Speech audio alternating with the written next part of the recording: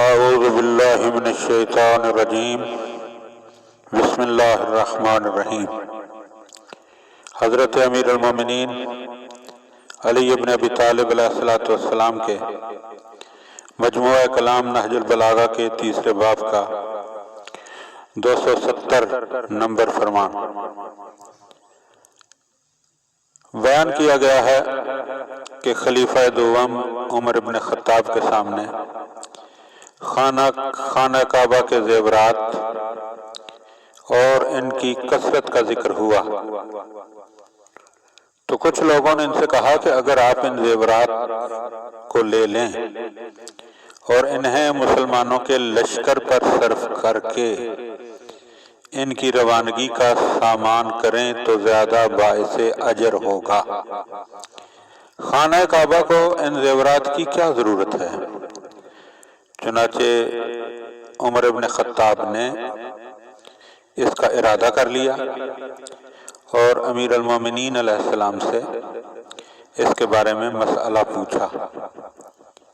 فقال علیہ السلام، تو اس وقت سرکار امیر المومنین علیہ السلام نے فرمایا، ان ھذا القرآن انزل علی النبی صلی اللہ علیہ وآلہ وسلم والاموال اربعۃ۔ جب قرآن مجید نبی صلی اللہ علیہ وآلہ وسلم پر نازل ہوا تو اس وقت 4 قسم کے اموال تھے۔ اموال المسلمین فقسمها بین الورثۃ فی الفرائض۔ ایک تو مسلمانوں کا ذاتی مال تھا، اسے آپ نے ان کے وارثوں میں ان کے حصے کے مطابق تقسیم کیا۔ والفیء فقسمہ علی مستحقیہ، اور دوسرا مال فیء تھا، مال غنیمت تھا، اسے اس کے مستحقین پر تقسیم کیا۔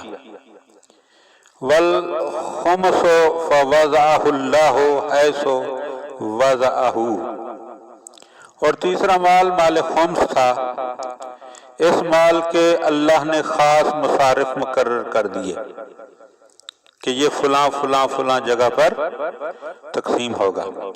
اس کے لیے آپ فقہ کی کتابوں کی طرف رجوع کریں۔ بہرحال، اور پھر آپ نے فرمایا والصدقات، اور چوتھا مال مال زکوٰۃ و صدقات تھا۔ فجعلها اللہ حیث جعلها، اور اسے بھی اللہ نے وہاں صرف کرنے کا حکم دیا جو اس کے مصارف تھے۔